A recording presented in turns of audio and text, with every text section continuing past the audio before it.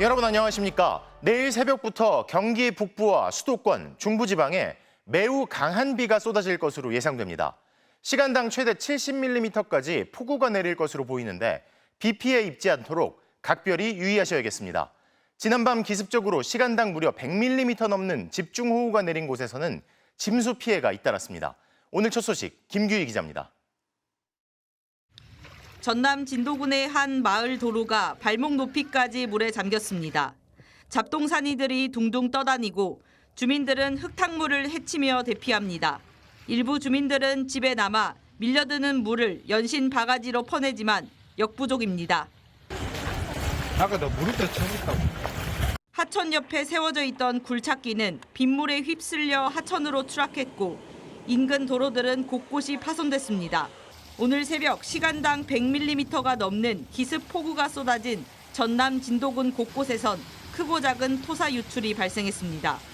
순식간에 비가 많이 와가지고 갑자기 여기 담장이 무너지고 물들이 다 모여가지고 집을 덮친 거예요. 그래서 이 마을에서 살기 시작한 이후로 처음 이런 일들이. 이곳은 새벽 2시 시간당 강수량 103.5mm를 기록한 진도 의심면인데요.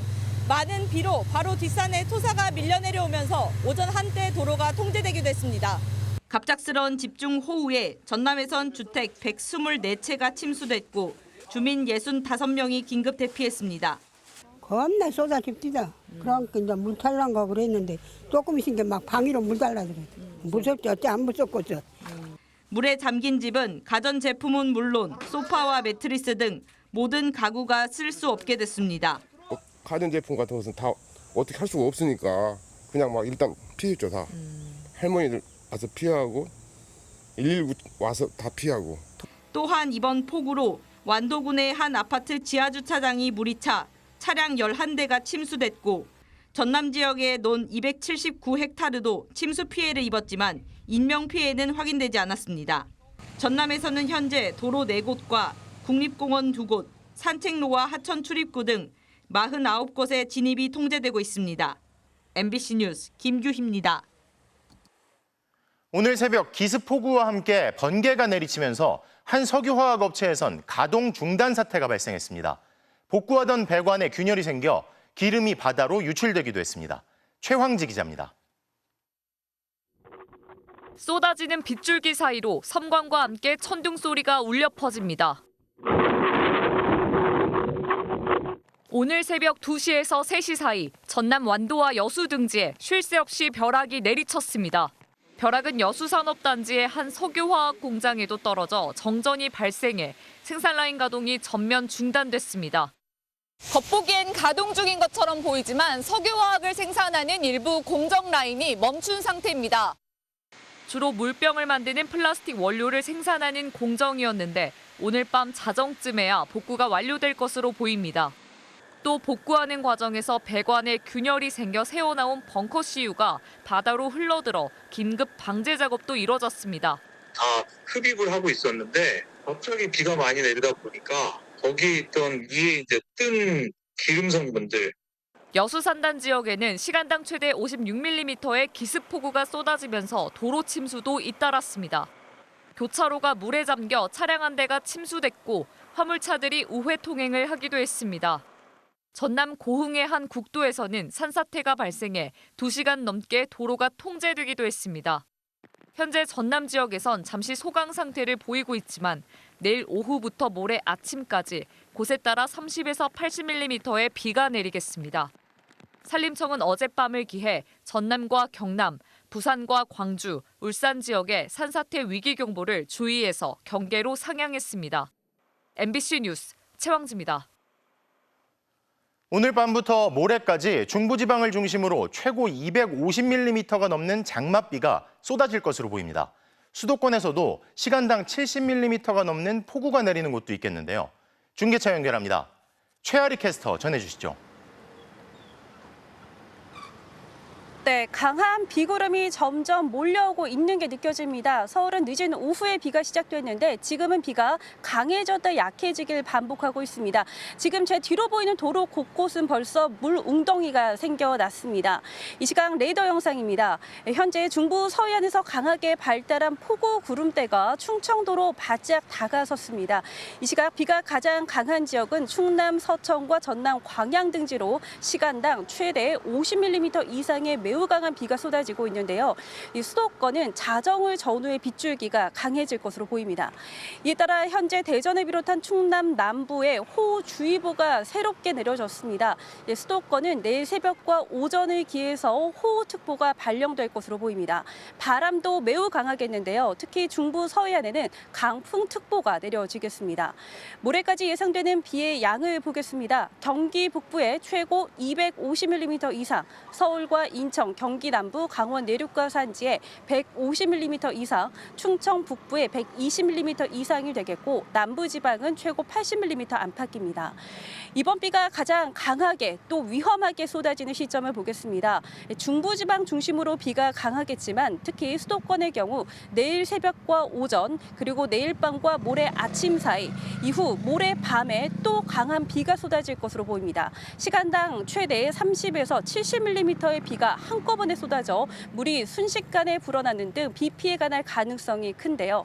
이 사흘간 이어지는 이번 집중호우에 대한 대비 철저히 해주셔야겠습니다. 지금까지 상암동에서 전해드렸습니다. 갑작스러운 폭우가 잦아지면서 차 안에 있을 때 침수를 당할 상황에 대한 대비도 필요한데요. 만에 하나 차에 타고 있을 때 차가 물속에 잠기면 어떻게 대처해야 하는지 이혜선 기자가 취재했습니다.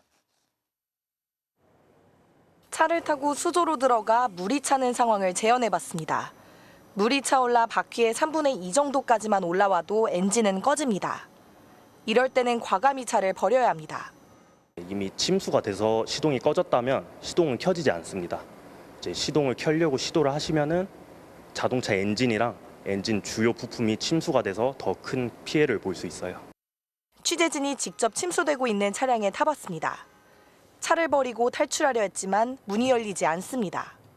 차 밖에 물이 훨씬 많아서 차문에 가해지는 수압이 세기 때문입니다.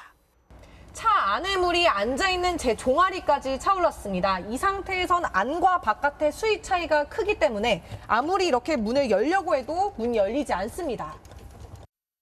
이럴 때는 당황하지 않고 오히려 차량 내부에 어느 정도 물이 찰 때까지 기다려야 합니다. 차 안과 밖의 물 높이가 비슷해지면 수압도 비슷해져 문을 열 수 있습니다. 차량 내부의 물과 바깥의 수위 차이가 30cm 이내로 좁혀지거나 같아졌을 때 비로소 이렇게 문을 열고 탈출할 수 있습니다. 차 문을 열 수 없을 때는 창문을 깨고 탈출해야 합니다. 차량 목받침대, 헤드레스트를 뽑아 창문을 깨거나 안전벨트, 고리 등 단단한 물건을 이용할 수 있습니다. 물론 비상탈출용 망치를 사용하는 편이 창문을 깨기 수월합니다. 유리가 강화 유리로 되어 있는데요. 주먹이나 발로는 절대로 부술 수가 없습니다. 안에 날카로운 침 같은 게 있어요. 그래서 이렇게 누르면은 그 침이 튀어나와서 유리를 깨줍니다. 차에서 탈출했다면 물이 들어오는 반대 방향으로 나아가야 합니다. 지하차도에서는 벽에 설치된 비상사다리를 타고 밖으로 나갈 수 있습니다. 오송 지하차도 사고 이후 지하차도의 비상사다리 설치가 확대되고 있습니다. 증산 지하차도 같은 경우는 길이가 좀 길기 때문에 한 편에 5개씩 총 10개가 설치되어 있습니다. 비가 많이 올 경우 지하차도를 지나야 한다면 만일의 경우에 대비해 창문을 내리고 운전하는 것도 도움이 될 수 있습니다. MBC 뉴스 이혜선입니다. 내가 VIP한테 얘기할 테니 절대 사표 내지 말아라. 임성근 전 해병대 사단장 구명로비 의혹을 증폭시킨 도이치모터스 주가 조작 사건의 공범 이종호 씨의 말인데요. 이 대화가 담긴 녹음 파일을 잘 들어보면 한 경찰 간부의 이름이 나옵니다. 서울 저 치안감 별 2개 다는 거 아마 전화 오는데 별 2개 달아줄 것 같아. 그래도 또 우리가 또 그 정도는 주변에 데리고 있어야 되지 않냐? 경찰 인사 청탁까지도 의심해 볼 수 있는 내용이죠. 그런데 올해 초 이 경찰 간부가 수사에 외압을 행사했다는 의혹을 받으면서 경찰청장이 감찰을 지시하고 징계위까지 열렸는데 결과는 어땠을까요? 아무런 징계를 받지 않은 사실이 확인됐습니다. 먼저 손구민 기자의 단독 보도부터 보시겠습니다. 서울 영등포 경찰서는 지난해 10월 인천 세관 직원들에 대한 수사에 착수했습니다. 다국적 마약 조직의 필로폰 밀수 과정에 도움을 줬다는 의혹이었습니다. 다른 한 조직원은 갖고 있던 가방을 무심코 검사대에 올려놨는데 세관 직원이 이를 만류하고 입국장으로 곧장 보내줬다고 경찰에 진술했습니다. 그런데 그 무렵 지휘 라인에도 없는 서울경찰청 소속 경무관이 수사팀에 전화를 걸어왔습니다. 이종호 씨 통화에서 별 1개 경무관에서 별 2개 치안감으로 승진할 거라고 언급된 조모 경무관이었습니다. 조 경무관은 수사팀장에게 세관 수사를 해 국정 운영에 부담을 줘선 안 된다는 압력성 발언을 한 걸로 확인됐습니다. 이 일이 언론을 통해 알려지자 경로한 윤희근 경찰청장은 있을 수 없는 일이 벌어졌다며 조 경무관에 대한 감찰 조사를 지시했습니다. 감찰 끝에 경찰청은 외압 사실을 확인하고 감봉 등의 징계를 내려달라는 요청과 함께 지난 2월 조 경무관을 인사혁신처 중앙징계위원회에 넘겼습니다. 하지만 지난달 초 인사혁신처의 결론은 불문, 즉 징계 처분을 내리지 않았습니다. 부적절한 통화를 한 건 맞지만 책임을 물을 정도는 아니라는 이유였습니다. 치안감 승진 심사를 앞둔 조 경무관에게 징계 조치가 발목을 잡을 수 있는 상황에서 경찰청장이 강력한 감찰까지 지시했는데 최종 결론은 정반대로 나온 겁니다. 이에 윤 청장은 대신 이달 4일 조 경무관에게 직권 경고 조치했습니다. 경찰 내부에선 징계를 요청한 건에 대해 경고도 할 필요 없다는 불문 통보를 하는 건 이례적이라는 반응이 나옵니다. 조 경무관의 승진과 징계 축소 과정에 이른바 도이치모터스 공범 이종호 씨나 이 씨가 누군가를 통해 개입한 건 아닌지 의혹이 있는 이유입니다. MBC 취재진은 이 씨에게 조 경무관과의 관계와 의혹에 대해 물었지만 답을 받지 못했습니다. 또 조 경무관에게 여러 차례 연락하고 현재 근무지에도 찾아갔지만 마찬가지였습니다. 인사혁신처는 심의 사안에 대해 답하기 어렵다며 모든 과정은 독립적으로 운영된다고 말했습니다. MBC 뉴스 손구민입니다. 방금 보신 경찰 간부가 지휘 라인 밖에 경찰서 수사팀에 전화를 걸어 얘기했다는 내용을 MBC가 입수했습니다. 직접 들어보시죠. 이어서 변윤재 기자의 단독 보도입니다. 서울 영등포 경찰서 수사팀장이 처음 조모 경무관의 전화를 받은 건 지난해 10월 5일로 다국적 마약 조직 일당 검거 브리핑과 국정감사를 닷새 앞둔 시점이었습니다. 해당 팀장의 계급은 경정으로 경무관보다 2단계 아래입니다.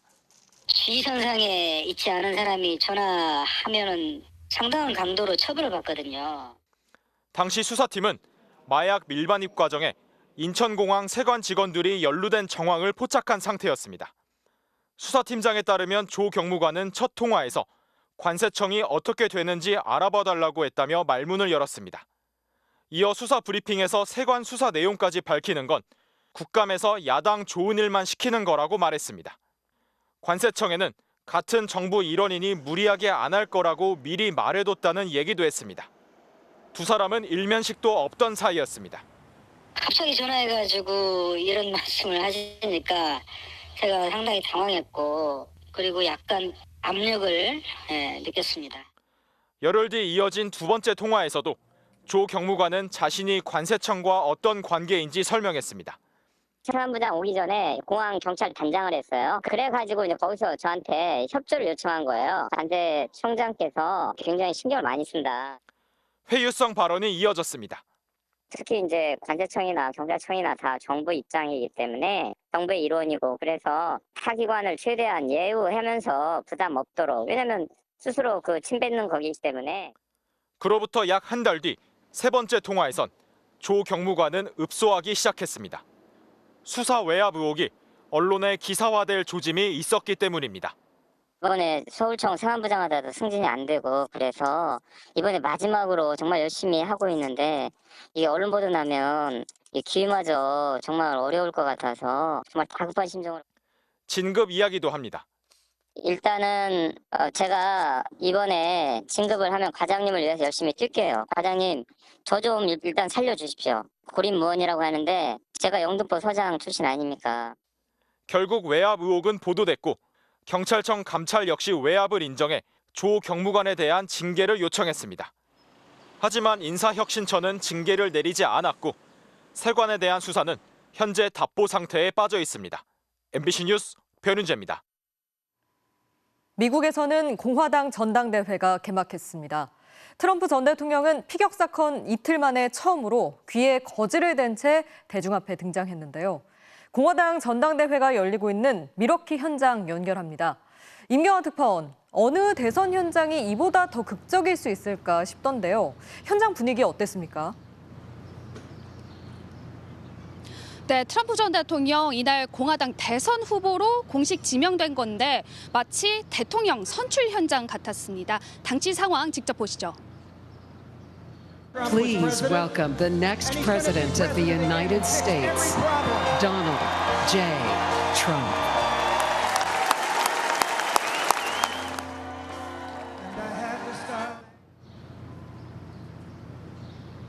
트럼프는 주먹을 불끈 쥐거나 청중을 향해 땡큐를 연발하며 감격스러운 표정으로 부드럽게 호응했습니다. 총격을 당한 오른쪽 귀에는 거즈를 댄 채 입장했는데요. 암살 현장에서 극적으로 살아난 트럼프 전 대통령을 영웅으로 맞이하는 극적인 모습이 연출됐습니다. 공교롭게도 같은 날 기밀문서 불법 보관 혐의로 기소된 형사소송이 기각되면서 트럼프는 사법 리스크도 일부 덜어내게 됐습니다. 네, 부통령 후보도 발표했죠. 막판까지 고민했다는 보도도 나오던데 어떤 인물인가요? 네, 조금 전 보신 화면에서 트럼프 바로 옆에 서 있던 인물 JD 벤스입니다. 84년생, 대선이 있는 11월에는 40이 됩니다. 오하이오주 상원의원인데요. 이 오데호 주변의 쇠락한 공업지대 러스트벨트에서 자란 흑수저 출신입니다. 변호사가 된 뒤에 스타트업 투자자를 거쳐 정치권에 입성한 입지전적인 인물입니다. 자신의 불우한 어린 시절을 기록한 회고록 힐빌리의 노래는 영화로도 만들어졌죠. 왜 벤스일까? 러스트벨트 경합주에서 정면 승부하겠다는 뜻으로 보이고요. 벤스 별명이 트럼프 아바타거든요. 확장성보다는 정체성을 택한 건데 그만큼 지금 대선 구도에 자신감을 보인 것으로 해석됩니다. 네, 오늘 현장은 아무래도 피격 사건 이후라 보안이 굉장히 엄격했을 것 같은데 어땠나요? 네, 밀워키에 도착하자마자 행사장 주변을 한 바퀴 돌아봤는데요. 물샐 틈 없이 겹겹이 보안 검색이 이뤄지고 있었습니다. 차량 시동을 끄고 트렁크는 물론 엔진룸까지 수색을 받았고요. 통제구역에는 철제 펜스가 둘러쳐 있고 대부분의 길은 아예 콘크리트 블럭으로 막혀 있었습니다. 무장 인력도 곳곳에서 보였습니다. 저희 취재진을 만난 트럼프 지지자들, 암살 시도 사건 이후 더 결집된 모습이었는데요. 직접 들어보시죠. We have that type of crime and attacks here in the United States. We're going the wrong way, so it makes me want to vote for Trump even more. They stole the 2020 election. Our hope is that he prevails the election just like he, thwarted death a couple days ago. 트럼프 전 대통령은 전당대회 마지막 날인 18일 후보 수락 연설을 할 예정입니다. 지금까지 밀워키에서 전해드렸습니다. 피격 사건이 미국 정치권을 뒤흔들면서 바이든 대통령에 대한 사퇴 압박은 잠시 잠잠해진 분위기입니다. 하지만 민주당의 위기감은 커지고 있는데요. 바이든 대통령은 트럼프 전 대통령 피격 사건이 일어나기 전 그를 관역의 중심에 놓아야 한다고 말한 건 실수였다고 인정했습니다. 워싱턴에서 왕종명 특파원이 보도합니다. 민주당 내 바이든 사퇴론이 절정이던 지난 8일 바이든 대통령이 후원자들과 전화 통화를 하다 이젠 관역의 중심에 트럼프를 놓아야 할 때라고 말합니다. 5일 뒤 트럼프 저격 사건이 터졌고 공화당에서는 바이든이 암살을 선동했다며 바이든 책임론을 제기했습니다. 바이든 대통령은 오늘 이 말에서 사용한 불스 아이, 즉 관역의 중심이란 단어는 실수였다고 인정했습니다. 사격 표지판의 정중앙에 있는 검은 점이 황소의 눈을 닮은 데에서 유래한 단어였지만 자신은 관역을 뜻한 게 아니라 관심의 초점을 말하려 했다는 겁니다. Focus on him. Focus on what he's doing. Focus on his policies. Focus on the number of lies he told in the debate. 암살 선동의 책임론을 비껴가려고 실수를 인정했지만 과격한 단어 사용이 또 다른 인지력 논란을 불러올 수도 있다는 지적이 나옵니다. 다만 트럼프 저격 사건 이후 바이든을 향한 민주당 내 후보 사퇴 요구는 거짓말처럼 멈추었습니다. 전문가들은 트럼프가 강해지고 공화당이 똘똘 뭉치는 마당에 민주당의 바이든 흔들기가 더욱 힘들어질 거라고 전망합니다. The irony is this might very well save President Biden's position within the Democratic Party. It seems there's less willingness in the next week at least to keep pushing for him to not run. 성조기를 배경으로 한 트럼프 사진을 두고 너무 완벽하다며 민주당 일각에서 조작설을 제기하는 것도 초조함의 반증이라는 분석도 나옵니다. 민주당 내 패배감이 커지고 있는 건 분명해 보입니다. 그만큼 단결이 절실합니다. 그렇다고 바이든의 인지력 논란을 없던 일처럼 덮고 갈 수도 없다 보니 진퇴양난에 빠진 꼴이 됐습니다. 워싱턴에서 MBC 뉴스 왕중명입니다. 트럼프 전 대통령 피격범이 가지고 있던 무기는 반자동 소총 AR-15였습니다. 미국에서 발생하는 대형 총기 사건에 자주 등장하는 바로 그 소총입니다. 도대체 미국은 왜 이런 살상 무기의 소유를 규제하지 못하는 걸까요? 김장훈 기자가 전해드립니다. 총격 소리가 울려 퍼지고 사람들이 혼비백산에 도망칩니다. 지난해 5월 미국 텍사스주 대형마트에서 발생한 총기 난사 사건. 8명을 살해한 총격범은 30대 전직 보안요원이었는데 범행에 사용한 건 반자동 소총 AR-15였습니다. 2달 뒤 펜실베이니아주에서도 총기 사건이 발생해 5명이 사망했고 2살 나이와 13살 청소년이 다쳤습니다. 이때도 범행에는 AR-15가 쓰였습니다. This male was wearing a bulletproof vest with multiple magazines in the vest. He also had a scanner and an AR-style rifle and a handgun. AR-15는 군용 소총인 M16을 개량한 무기로 $800, 즉 110만 원이면 살 수 있습니다. 미국인 20명 중 1명이 소지하고 있다는 통계도 있습니다. 특히 10년간 발생한 주요 총기 사건 17건 가운데 10건에 이 소총이 사용됐습니다. 트럼프 전 대통령을 저격한 범인도 AR-15를 썼습니다. Oh, I absolutely know about guns, for sure. No, I mean, it was a rifle of some sort. I wouldn't know, I wasn't close enough to read the label on it, but sure. But it was a rifle of some sort. Yeah, absolutely. 그동안 바이든 대통령과 민주당은 AR-15와 같은 공격용 소총에 대해 꾸준히 규제를 요구해왔습니다. 하지만 트럼프 전 대통령과 공화당이 무기 소유에 대한 권리를 보호해야 한다는 수정헌법 2조를 근거로 반대에 나서 규제는 번번이 좌절됐습니다. 이번 피격 사건을 계기로 공화당 내에서도 총기 정책에 변화가 생길 것이라는 전망도 나오고 있지만 최대 후원단체인 전미총기협회의 입김이 거세 쉽지 않을 것이라는 분석이 우세합니다. MBC 뉴스 김장훈입니다. 김건희 여사의 명품백 수수 의혹을 수사하는 검찰이 해당 명품백을 제출해달라는 공문을 보낸 것으로 알려졌습니다.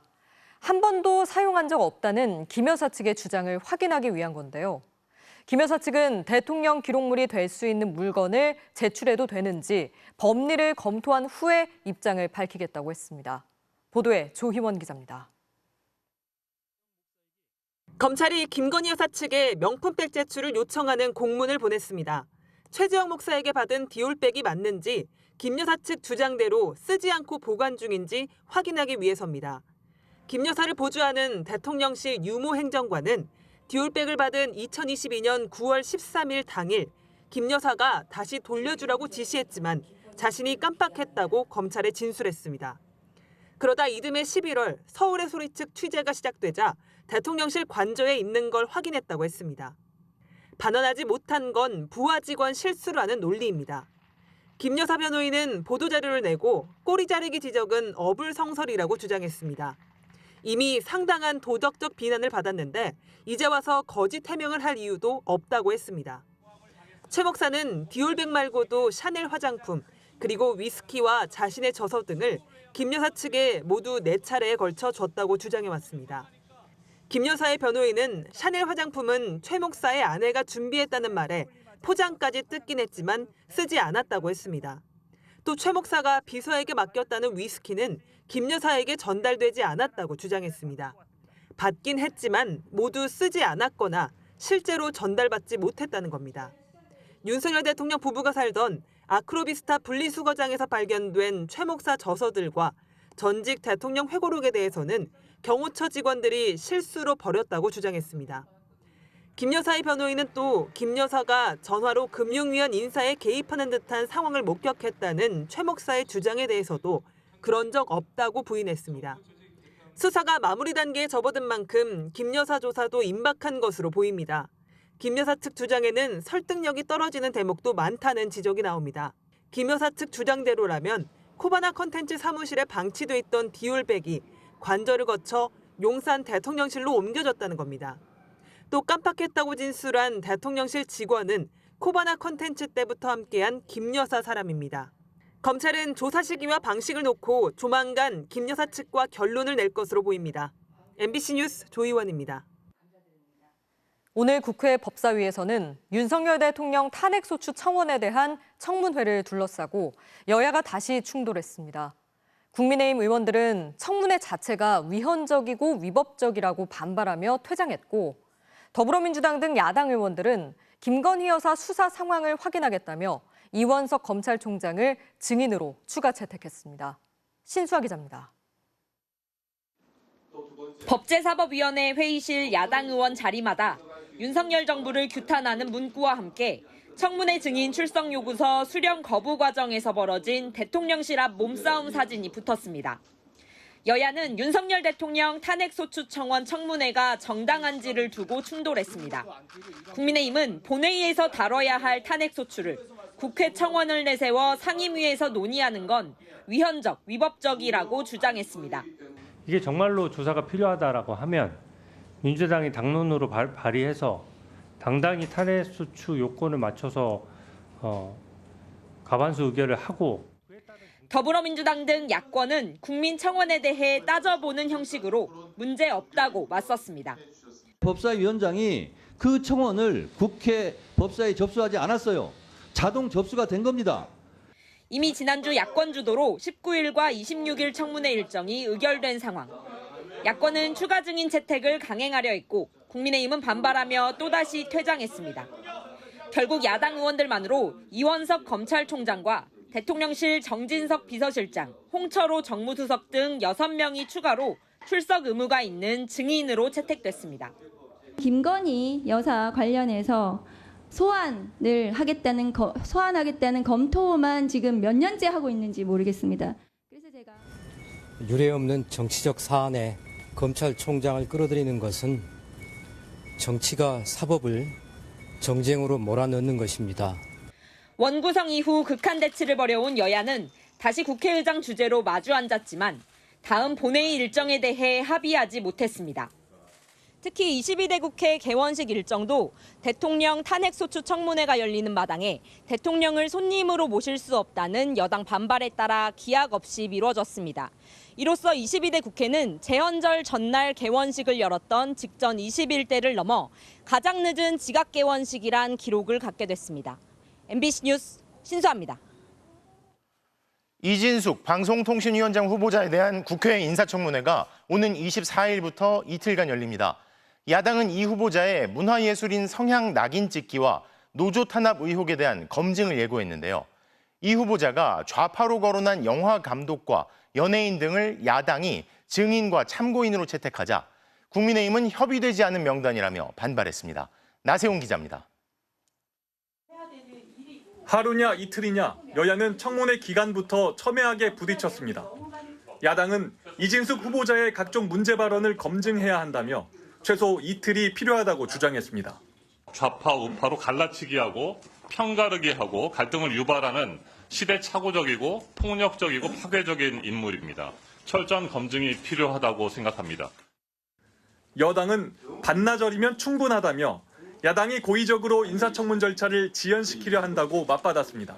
방통위원회가 해야 될 일에 대한 업무 능력과 이 여러 검증 절차를 하면 되는 것이지 무한정 무슨 진흙 던지기 해서 뭐 쓰러질 때까지 이렇게 하겠다는 것인지. 방통위원장 탄핵병에 걸렸다. 방송 장악 중독증이냐는 날선말이 오갔고 찬반 표결 끝에 오는 24일과 25일 이틀간 청문회를 열기로 결정됐습니다. 결말은 여야 의원들께서 다 알고 계시지 않습니까? 임명될 터이고 뭐 이렇게 결정적인 흠결이 나오지 않는 이상. 지금의 비정상적인 상황 속에서는 아주 엄밀한 정밀한 검증을 할 필요성이 있다라고 저는 봅니다. 여야는 청문회 증인과 참고인 채택을 놓고도 또다시 충돌했습니다. 더불어민주당은 MBC 장악과 노동탄압 검증을 위해 김재철, 안광한 전 MBC 사장과 김홍일, 이동관 전 방통위원장 등 27명을 출석 의무가 있는 증인으로 신청했습니다. 이 후보자의 좌파 낙인 찍기 발언과 관련해선 배우 문소리, 류승환, 봉준호 감독 등 문화예술계 인사들을 대거 참고인 명단에 올렸는데 국민의힘이 협의되지 않은 명단이라고 반발하며 퇴장하면서 야당 단독으로 의결됐습니다. 야당은 또 이태원 참사 유가족을 참고인으로 불러 참사 기획설 등 이 후보자의 과거 발언을 검증하기로 했고 여당은 정치 공세라며 엄호 태세를 유지했습니다. MBC 뉴스 나세웅입니다. 이진숙 방통위원장 후보자가 방송사에 재직하던 시절 중동을 핑계로 방송을 사유화해왔다는 논란이 일고 있습니다. 이쯤 되면 임명권자가 방송과 통신이 아니라 중동과 관련된 일을 맡기는 게 낫지 않았을까 싶은데 윤수한, 이용주 두 기자의 리포트 보시고 직접 판단해 보시죠. 지난 2015년 1월 방영된 MBC 1일 드라마 이진숙 당시 MBC 보도본부장이 뉴스 앵커역 배우로 등장합니다. 참, 우리 뉴스. 시간 지났네. 사우디아라비아 마흐디 압둘라 왕자를 저희 뉴스탑에서 단독으로 모셨습니다. 아랍어로 인사말을 건네기도 합니다. هل أخبرتنا عن سبب زيارتكم الكريمة لكوريا?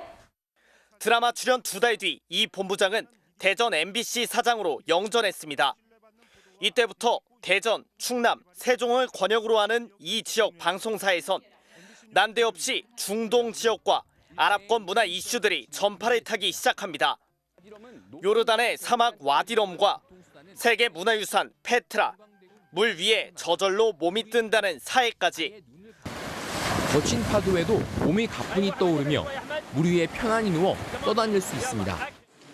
취재 당시 요르단 일대는 기존의 정세 불안과 중동 호흡기 증후군, 즉 메르스 사태까지 겹쳐 위기감이 높았습니다. 그럼에도 해외 사례를 통해 백제 유적지구의 활성화 방안을 모색하겠다는 취지의 특집 기사가 이진숙 사장 취임 2달 만에 방영됐습니다. 대전보다 넓은 720제곱킬로미터의 대면적. 서울과 부산에서 열렸던 아랍 문화제 소식이 대전의 지역 뉴스 편성 시간에 나가는가 하면 이 사장이 진행한 중동 특별 강연도 빼놓지 않고 기사화됐습니다.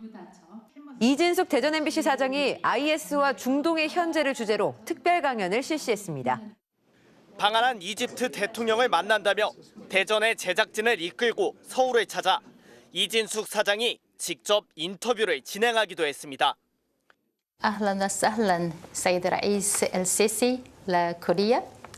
هذا يعني زرت أول مرة لكوريا أليس كذلك؟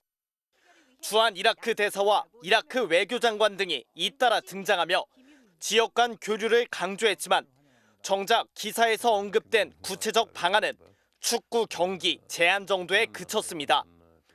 대전 축구팀과 친선 경기를 가질 생각은 없으신가요? 그러는 사이 지역의 주요 노동 현안이었던 가불 오토텍과 유성기업 사태는 외면당했고 관련 집회 기사도 빠지거나 축소됐습니다. 당시 대전 MBC 직원들 사이에선 우리가 아랍 유명 매체인 알자지라의 대전 지사냐는 자주 섞인 반응이 나왔던 걸로 전해집니다.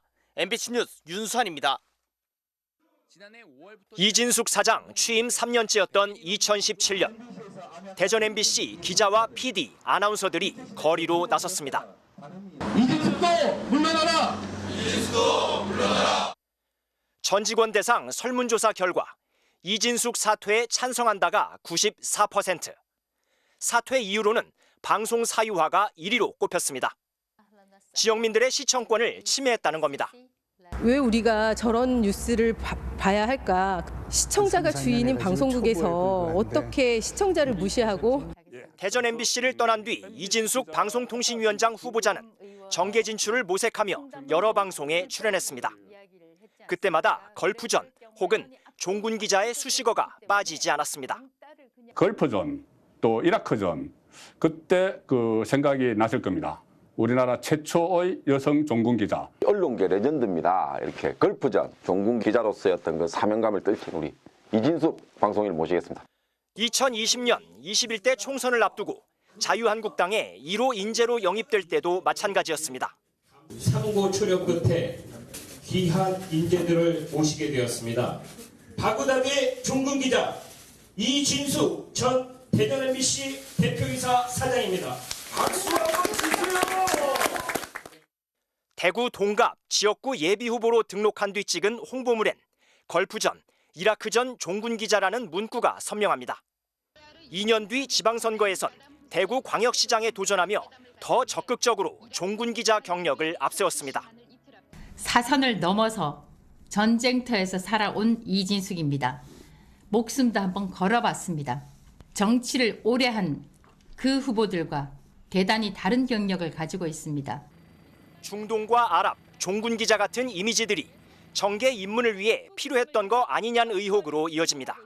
가면서 정치를 하려고 했었구나라고 그렇게 이용한 게 아닌가라는 생각이 좀 들기는 하고요. 공공재를 악용하고 파탄낸 장본인인데 책임을 못 질지언정 자기의 목적을 위해서 악용했다라는 것들은 이진숙 후보자는 과거 방송사 임원 시절에 방송 사유화 논란에 대해 청문회에서 답하겠다고 밝혔습니다. MBC 뉴스 이용조입니다. 지난 2일 김홍일 방송통신위원장이 자진 사퇴하면서 방통위는 현재 이상인 위원장 직무대행 혼자 남은 상태입니다. 그런데 이런 1인 체제의 방통위가 MBC 등 공영방송 이사 선임과 관련된 결정을 강행한 것으로 드러났습니다. 공윤선 기자입니다. 지난달 28일 방송통신위원회는 MBC 대주주 방송문화진흥회 등 공영방송 3사의 이사진 선임 계획을 의결했습니다. 김홍일 당시 위원장과 이상인 부위원장 2명이 2인 체제의 위법성 논란 속에 의결을 강행했습니다. 당시 방통위는 지원자의 자격 조건과 공모 날짜만 밝혔습니다. 그런데 김홍일 위원장이 사퇴한 뒤인 이달 12일 방통위는 보도자료를 내고 지원자에 대한 국민 의견을 15일부터 19일까지 받는다고 공지했습니다. 오늘 국회 과방위 전체회의에서는 이 과정을 둘러싼 의원들의 추궁이 쏟아졌습니다. 상임위원 정원 5명 중 혼자 남은 이상인 위원장 직무대행이 국민의견 수렴 날짜를 독단적으로 결정할 수 있냐는 겁니다. 위원장 직무대행께서 1인 구조에서 날짜 마감일을 정하셨다 이 얘기입니까? 네, 그렇습니다. 야당 의원들은 위헌적인 2인 체제 파행도 모자라 이제 1인 직무대행 체제에서 행정행위 절차를 강행하냐고 따졌습니다. 혼자만 남아있는 직무대행이 이 중대한 공영방송 이사 선임 절차를 밀어붙이는 겁니까? 무슨 권한이에요? 권한이 없잖아요. 이상인 입고로 방통위원입니까? 판사 출신인 이상인 직무대행은 권한으로 가능한 일을 한 거라고 반박했습니다. 일정을 정하고 하는 거는 직무대행의 행정회의의 권한으로서 당연히 할 수 있다고 생각합니다. 법률가로서 불법적인 일은 하지 않는다며 행정 절차만 진행했을 뿐이라고 해명했습니다. 그러나 의원들은 방통위 설치법에 따라 박문진 이사 임명에 관련된 사항은 모두 위원회의 의결로 진행돼야 한다고 강조했습니다. 공영방송 이사 선임 절차를 직무대행이 계속 지속해서 진행하는 것 자체가 탄핵 사유가 될 수 있습니다. 과방위 야당 의원들은 불법적 1인 체제에서 이사 선임 절차가 계속될 경우 이상인 대행에 대한 형사 고발과 탄핵 소추도 검토하겠다고 밝혔습니다. MBC 뉴스 공윤선입니다. 국민의힘 당대표 경선에서 원희룡, 한동훈 두 후보의 지지자들이 격렬한 몸싸움을 벌인 가운데 댓글팀 의혹을 두고 양측이 법적 공방에 들어갈 조짐을 보이고 있습니다. 민주당은 특검을 통해서라도 의혹을 밝혀야 한다는 입장입니다. 지윤수 기자입니다. 한동훈 후보가 연설을 시작하자 야유가 쏟아집니다. 대전 충청의 당원 대표 한동훈입니다. 한 남성이 다른 남성에게 주먹질을 하며 달려들고 또 다른 남성은 의자를 집어던지려다 제지당합니다. 다른 분에게 폭행을 하진 말아 주십시오. 일부는 연설회장 밖으로 나와 몸싸움을 이어갔습니다. 원희룡, 한동훈 후보 지지자와 일부 유튜버들이 합동 연설회에서 충돌한 겁니다. 당 선관위는 모든 후보들에게 경고장을 보내는 한편 폭력을 휘두른 3명을 연설회에 출입 금지시키기로 했습니다. 후보들 서로 상대에게 책임을 돌렸습니다. 좀 계획하고 와서 난동을 피운 그런 거더라고요. 원희룡 후보 지지자들이 저에게 그렇게 연설 방해를 했던 것은 맞고요. 팬클럽들의 이 행동들이 과거 우리 당에서는 없었던 그런 부분들이 유입이 돼 있는 게 아닌가. 거듭 당이 옐로 카드를 꺼내들었지만 원 후보는 한동훈 여론조성팀 의혹을 두고 이미 물꼬가 터졌기 때문에 수사로 이어질 수밖에 없다며 물러서지 않았습니다. 프로그램을 돌렸냐 안 돌렸느냐의 차이만 있지 드루킹과 똑같은 게 되는 거죠. 반면 한동훈 후보는 댓글팀 의혹이 자신과는 무관하다고 거듭 주장하면서 고소하겠다고 맞받았습니다. 그 문제는 제가 고소하겠습니다. 예. 그 법무부 직원들의 명예를 훼손하는 거거든요. 한동훈, 원희룡 양측이 댓글팀 논란을 두고 법적 공방까지 예고한 가운데 더불어민주당은 특검을 통해서라도 진실을 밝혀야 한다고 강조했습니다. 즉시 한동훈, 김건희 불법 댓글팀 의혹 수사에 착수해야 합니다. 이 수사 의지가 없다면 특검으로라도 밝혀야 합니다. 집안 싸움이 야당 공세거리만 제공한 상황. 다른 당권 주자들은 당에 필요한 건 통합과 안정이다. 두 후보의 폭주가 보수 분열을 초래한다. 비판하며 우려를 드러냈습니다. 특별위원회까지 꾸려 총선 참패 원인을 분석한 총선백서는 전당대회에 영향을 줄 수 있다는 이유로 발간 시점을 미루기로 했습니다. 전당대회 뒤에도 당내 혼선과 갈등, 또 이어질 야권 공세까지 거센 후폭풍이 불가피해 보입니다. MBC 뉴스 지은수입니다. 오늘 새벽 서울 송파구에 있는 호텔에서 불이 났습니다. 30명 넘는 투숙객이 있었는데 창문 밖에서 구조를 기다리는 급박한 상황이 벌어졌습니다. 백승우 기자입니다. 건물 안에서 시뻘건 물길이 무서운 기세로 타오릅니다. 활활 타는 불덩어리가 창문 밖으로 떨어져 나옵니다. 오늘 새벽 0시 10분쯤 서울 송파구의 한 4층짜리 호텔에서 불이 났습니다. 미처 빠져나오지 못한 투숙객들은 창문 밖에까지 위태롭게 나와 구조를 기다립니다. 갑자기 연기가 번지면서 계단으로 대피하지 못하자 불이 난 반대편 창가로 피한 겁니다. 연기가 엄청 까맣게 들어오고 뜨겁고 그래가지고 어떤 분은 가운 입고 내려와 있고 뭐 알몸으로 뛰어다니는. 호텔에는 투숙객 31명이 있었는데 이 중 5명이 에어매트와 사다리차까지 동원한 끝에 구조됐습니다. 불길은 1시간 반 만에 잡았지만 11명이 다쳤습니다. 연기를 들이마시거나 화상을 입은 7명은 병원으로 옮겨졌습니다. 화재 진압 중 소방관 1명도 넘어져 부상을 입었습니다. 불은 호텔 3층에서 시작됐는데 위층까지 그을릴 정도로 연기는 순식간에 건물에 가득 찼습니다. 질식해서 죽을 뻔했어요. 냄새 때문에 쓰러질 뻔해요. 견선탄 냄새 있죠. 고리 그런 냄새예요. 불이 처음 시작된 308호실입니다. 침대가 있던 방 안쪽은 원래 모습을 찾아보기 어려울 정도로 새까맣게 탔습니다. 308호에는 남성 1명이 묵고 있었던 것으로 알려졌는데 이 남성 역시 화상을 입어 병원으로 옮겨졌습니다. 남자분이 소리치고 이런 거 소리 들려서 싸우는 줄 알았는데 남자분이 막 뛰어다니고 갑자기 비상벨 소리 들리는 거예요. 소방당국은 오늘 현장 감식 결과 방화 등의 범죄 가능성은 없는 것으로 보고 있습니다. 경찰은 합선으로 불꽃이 튀어 화재가 발생했거나 실화 가능성을 살펴보고 있습니다. MBC 뉴스 백승우입니다.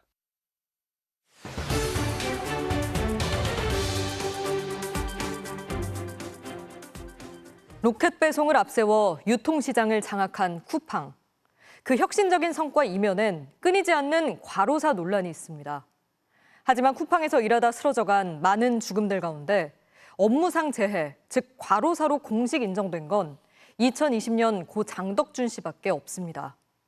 그조차도 쿠팡은 법적 책임을 질 수 없다며 아직 유가족과 소송을 벌이고 있는데요. 골프를 쳐도 그 정도는 걷는다는 쿠팡의 주장대로 장덕준 씨는 전혀 힘들지 않은 일을 했던 걸까요? MBC는 소송 증거로 제출된 CCTV 영상을 확보했습니다. 직접 확인해 보시죠. 차주혁 노동 전문 기자의 보도입니다. 컨베이어 벨트 위로 쉴 새 없이 상품들이 움직이고 한쪽에선 포장이 분주합니다. 쿠팡 물류센터는 365일 밤새 돌아갑니다. 종이박스나 포장재를 운반하는 출고 지원 업무. 장덕준 씨는 이른바 워터 스파이더였습니다. 스파이더가 거미이지 않습니까? 여러 가지 일을 다 하기 때문에 거미라고 그렇게 스파이더라고 이름을 부릅니다. 쿠팡 상호가 찍힌 종이박스는 어른 키보다 높게 쌓였습니다. 손수레로 옮겨 싣는 것도 힘들어 보입니다. 플라스틱 바구니는 개당 3kg, 48개 한 묶음, 받침대와 손수레 무게까지 더하면 230kg이 넘습니다. 마리조와 출고 지원이지 직접 상품을 포장하고 운반도 했습니다. 7층에서 1층까지 불려가 트럭에 직접 옮겨 싣기도 했습니다. 회사가 계속 이야기를 한 거는 되게 가볍고 쉬운 일을 했다고 계속 이야기했거든요. 처음부터요. 저녁 8시 반부터 새벽 5시까지 6번의 출고 마감. 포장되는 손만 바빠지지만 장 씨는 손발이 다 바쁩니다. 물건을 옮기면서 뛰고 무전기에 답하면서도 달립니다. 관리자는 시도 때도 없이 불러댑니다. 쿠팡 일을 한 지 10개월 만에 무릎에 이상이 생겼습니다. 화면에 보면은 얘가 계속 뛰어다녀요. 마감 시간에 맞춰가지고 제가 걷는 시간보다 뛰는 시간들이 훨씬 많고 왔다 갔다 계속 왔다 갔다 하는 거예요. 2020년 10월 12일 시각은 새벽 2시 6분. 장 씨의 움직임이 좀 이상합니다. 비닐을 버리자마자 철제 수거함에 손을 짚고 허리를 숙입니다. 왼손은 계속 가슴에 대고 있습니다. 그렇게 18초. 관리자 2명이 주변을 지나칩니다. 3분 뒤 손수레를 끌면서도 한 손은 가슴 위에 있습니다. 쿠팡 측은 무전기를 잡은 거라 주장하지만 작업 속도가 눈에 띄게 느립니다. 2시 19분, 뭔가 이상한 듯 고개를 갸웃하더니 차단봉을 잡고 몸을 기댑니다. 2시 38분, 난간을 잡고 힘겹게 계단을 오르는 뒷모습이 CCTV에 찍혔습니다. 애가 갑자기 이제 가슴을 움켜쥐면서 이 통증을 호소했다는 거예요. 그러면 그때 어떤 조치를 했느냐? 잠깐 쉬었다가 다시 업무에 투입을 했다는 거예요. 밤샘 근무를 마친 장 씨는 새벽 4시 퇴근했습니다. 6시 집에 도착했고 7시 반 빈 욕조에서 쓰러진 채 발견됐습니다. CCTV까지 확인한 근로복지공단은 장 씨의 죽음을 업무상 재해, 과로사로 결정했습니다. 처음으로 쿠팡이 공식 사과까지 했습니다. 그 뒤로 다시 3년 5개월. 여론은 잠잠해졌고 아직까지 쿠팡은 유족과 소송 중입니다. 업무는 전혀 힘든 게 없었고 과도한 다이어트 때문에 숨졌다. 여전히 쿠팡은 죽음의 책임을 덕준 씨에게 돌리고 있습니다. MBC 뉴스 차주혁입니다. 툭하면 오는 스팸 문자, 생활공해 수준으로 폭증한 듯한데요. 이에 대한 제재가 솜방망이 수준으로 약하기 때문이라는 지적이 나옵니다.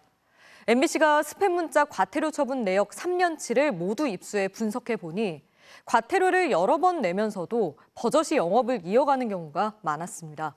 문다영 기자의 단독 보도입니다. 서울 강남역 근처의 한 빌딩. 지난해 국내에서 발송된 불법 스팸 문자 1억 4,700여만 건 중 약 8천만 건이 이 건물에 입주한 문자 중개사를 거쳤습니다. 2년 전만 해도 전체의 10% 수준이었는데 2023년 들어 스팸 유통 강자로 떠올랐습니다. 스팸 왜 발송표 이유만 좀 듣고 싶은데. 이 업체는 최근 1년간 불법 스팸으로 과태료 처분을 3번 받았습니다. 그런데도 지난달 국내발 스팸 문자의 40%가 이 회사를 거친 걸로 파악됐습니다. 과태료 처분이 반복돼도 큰 효과가 없었던 셈입니다. 2021년부터 최근까지 3년 6개월 동안 불법 스팸 발송으로 방송통신위원회에 적발된 업체들입니다. 적게는 120만 원부터 많게는 1,000만 원까지 과태료 처분을 받은 업체가 96곳, 적발 건수로는 127건입니다. 2번 이상 적발된 업체도 17곳에 이릅니다. 이 중 한 업체는 불법 스팸 발송으로 8번이나 적발됐습니다. 과태료 최고 금액인 1,000만 원짜리가 6건, 800만 원짜리가 2건으로 3년간 낸 과태료만 7,600만 원입니다. 가입자들이 많아서 이제 돈 벌어서 이 정도 충분히 낼 수 있다라고 저는 생각해서. 과태료를 내도 영업을 하는 게 남는 장사란 뜻입니다. 불법 스팸 문자로 적발되면 처음은 300만 원, 두 번째는 600만 원, 그 다음부턴 1,000만 원의 과태료를 내야 합니다. 하지만 자진 납부나 재발 방지를 약속하면 대폭 감경해주는 데다 네 번째부턴 과태료 최고액 1,000만 원만 내면 됩니다. 재수없이 걸렸으니까 과태료 내고 나는 계속 보낼 거예요. 그러면 더 이상 방법이 없어요. 최근 정부는 불법 스팸 문자 과태료를 최소 750만 원에서 최대 3천만 원까지 대폭 올리기로 했습니다. 하지만 여러 번 적발돼도 영업정지 처분을 내릴 수가 없어 실효성에 의문이 남습니다. 지난달 스팸 문자 신고 건수는 4,700만 건으로 또 역대 최대치를 경신했습니다. MBC 뉴스 문다영입니다. 따라 부르기 쉬운 멜로디와 친근한 가사로 대중의 애환을 달랜 서민 가수 현철 씨가 향년 82세 지병으로 별세했습니다. 1960년대 데뷔해 20년 가까이 무명 생활을 거친 고인은 봉선화 연정, 사랑은 나비인가봐 등 수많은 인기곡들을 발표해 반세기 넘게 트로트 대표 가수로 활동했습니다. 초복인 어제 한 경로당에서 단체로 점심 식사를 한 뒤 4명이 의식을 잃고 중태에 빠졌습니다. 국립과학수사연구원이 위 속의 가건물을 분석했는데 농약 성분의 독극물이 검출됐습니다. 이정희 기자가 취재했습니다. 경북 봉화군의 한 할머니 경로당에 노란색 출입 금지 테이프가 붙어 있습니다. 어르신 41명이 초복인 어제 오리고기 전문점에서 단체 식사를 한 뒤 3명이 의식불명의 중태에 빠져 경찰이 조사에 나선 겁니다. 상당히 이게 오래전하고 다리가 이게 뿌듯해지면서 흥계가 끈적한 물이 이게 나오는데 들숨을 안 쉬더라고. 쓰러진 3명의 증상은 일반적인 식중독과 달랐습니다. 국립과학수사연구원이 윗속 가건물을 분석한 결과 농약 성분이 확인됐습니다. 지난 2011년부터 생산이 중단된 맹독성 엔도설판과 살충제로 쓰이는 유기인산 2종류가 검출된 겁니다. 처음부터 데려올 때부터 이거 식중독 아니다. 저희 엄마가 계속 폐렴이 왔고 병원을 계속 하니까. 단체 식사 당시 쓰러진 3명은 경로당 회장과 부회장 등으로 뒤늦게 도착해 다른 2명과 같은 테이블에서 식사한 것으로 전해졌습니다. 메뉴는 익힌 오리 불고기였고 반찬은 열무김치와 오이무침 등 채소였습니다. 한 테이블에 있는 분 중에 5분 같이 드셨는데 3분이 그래요. 2분도 검체를 했는데 지금 괜찮으시거든요. 하지만 같이 식사를 한 나머지 2명 중 1명도 경찰 조사 도중 몸에 이상 반응이 와 추가로 병원에 입원했습니다. 경찰은 누군가에 의해 유독물질을 삼켰을 가능성이 높다고 보고 경로당 어르신들의 동선을 중심으로 CCTV 분석과 주변 탐문 등 수사를 본격 확대하고 있습니다. MBC 뉴스 이정희입니다.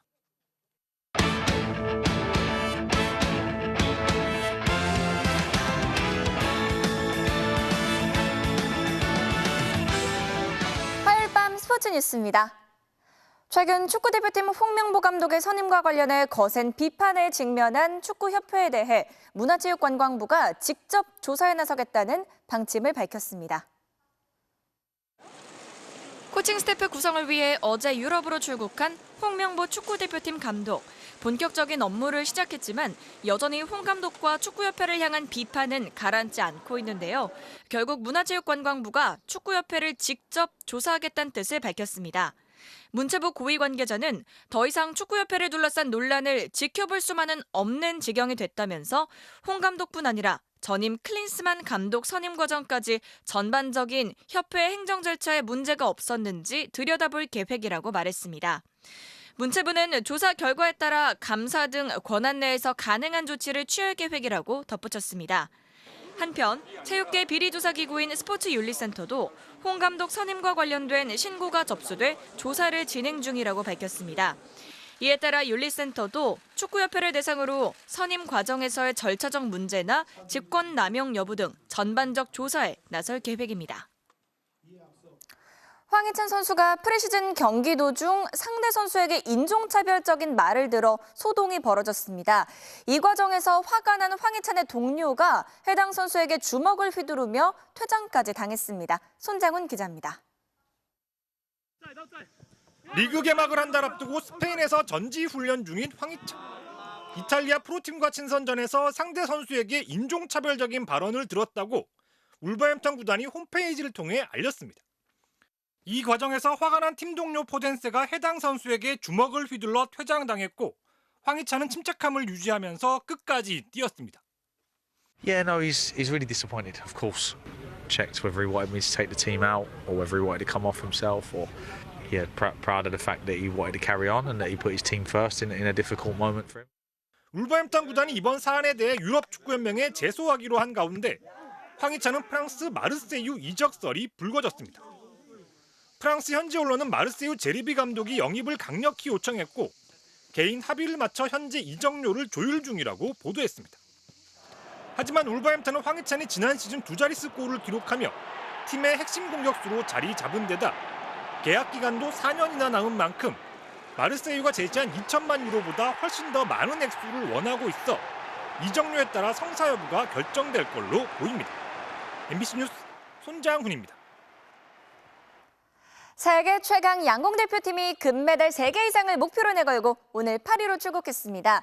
바람과 소음 적응 훈련을 넘어 로봇과 대결을 펼치기도 했는데요. 현지에서도 세심하게 준비할 예정이라고 합니다. 김수근 기자입니다. 이른 아침 피곤하면서도 설레는 얼굴로 출국장에 들어선 양궁 대표팀. 맏형 김우진의 얼굴엔 햇빛에 그을린 자국이 선명합니다. 지난 대회에서 금메달 4개를 목에 건 대표팀은 이번 대회에도 최소 3개의 금메달을 목표로 내걸었습니다. 저희가 낼 수 있는 경기력을 발휘한다면은 최대 라이벌은 저희 스스로가 아닐까 생각합니다. 아무래도 한 번 맛을 보니까 계속 욕심이 나더라고요. 욕심을 조금 줄이고 경기를 즐기면서. 세계 최강의 위치에서 매번 다른 나라의 거센 도전을 받아온 양궁 대표팀은 남한강에서 바람에 적응하는 훈련을, 축구장에서는 세찬비와 소음을 이겨내며 활시위를 당겼습니다. 최근엔 선수 초대 실제 경기장과 똑같은 환경을 만들어 놓고 감정이 없는 로봇 궁사와 맞대결을 펼치며 철두철미하게 올림픽을 준비해 왔습니다. 선수들이 느끼기에는 전부 다 도움이 많이 되었다고 생각이 들고요. 자신감도 많이 얻었던 것 같습니다. 많은 관중들 앞에서 쏴본 경험이 없기 때문에 아무래도 축구장에서 했던 소음 훈련이 가장 큰 도움이 됐던 것 같고 스페셜 매치도 정말 많은 도움이 됐습니다. 그리고 현지에서도 체육회의 사전 캠프 대신 경기장 인근에 숙소와 휴게실까지 마련해 적응력을 높일 예정입니다. 황선우와 김우민 등 황금 세대를 앞세운 수영 대표팀도 메달 3개를 목표로 파리로 향했습니다. MBC 뉴스 김수근입니다. 2회 연속 아시안게임 금메달을 획득한 체조의 김한솔 선수가 파리 출국을 이틀 앞두고 무릎을 다쳐 올림픽 출전이 불발됐습니다. 2018년 자카르타 아시안게임과 지난해 항저우 아시안게임에서 2회 연속 마루운동 금메달을 차지했던 체조 대표팀의 맏형 김한솔 선수. 올림픽과는 인연이 없어 3번째 올림픽 무대를 벼르고 있었는데요. 어렸을 때보다 지금 작년 아시안게임 때도 그렇고 계속 좀 더 좋은 성적이 자꾸 나고 있는데 이번 파리올림픽에서도 좋은 성적이 나지 않을까 싶습니다. 일주일 전 결단식에 참석한 뒤 내일 출국을 앞두고 있었는데 어제 도마 훈련 중 왼쪽 무릎 빈대가 파열되는 큰 부상을 당해 결국 올림픽 출전이 좌절됐습니다. 개막을 보름 앞두고 있고 월드컵 마루 랭킹 1위인 류상현과 함께 메달 가능성이 높았기 때문에 안타까움을 더하고 있습니다. 체조협회는 김한솔의 대체 선수로 안마 랭킹 6위인 허웅을 출전시키기로 했습니다.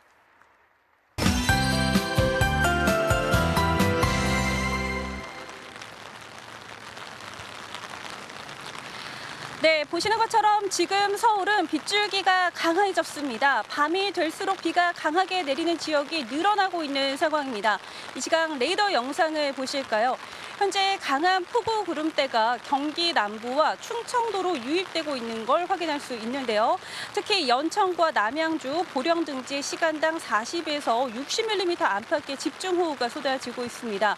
지금 서해상에서 계속해 강한 비구름이 접근 중인데요. 서울은 자정 이후부터는 지금보다 더 강한 비가 쏟아질 것으로 보입니다. 이에 따라 조금 전 충남 부여와 서천, 보령 등지는 호우주의보에서 호우경보로 특보가 강화됐습니다. 서울을 비롯한 수도권은 내일 새벽과 오전 사이에 호우특보가 발령될 가능성이 크겠고요. 중부 서해안에는 강풍특보가 내려질 것으로 보입니다. 모레까지 예상되는 비의 양은 경기 북부에 250mm 이상, 서울을 비롯한 그 밖의 중부지방에 최고 150mm 이상의 많은 비가 내리겠습니다. 특히 기상청은 현재 강한 비가 집중되고 있는 충청권의 예상 강우량을 최고 150mm 이상으로 늘린 상황입니다. 이번 비가 가장 강하게 쏟아지는 시점을 보겠습니다. 충청권은 이미 비가 강한데요. 특히 수도권의 경우 내일 새벽과 오전 그리고 내일 밤과 모레 아침 사이 이후 모레 밤에 또 강한 비가 집중될 것으로 보입니다. 시간당 30에서 최대 70mm 이상의 물폭탄이 한꺼번에 쏟아질 수 있겠는데요. 비 피해 입지 않도록 각별히 유의하셔야겠습니다. 지금까지 상암동에서 전해드렸습니다.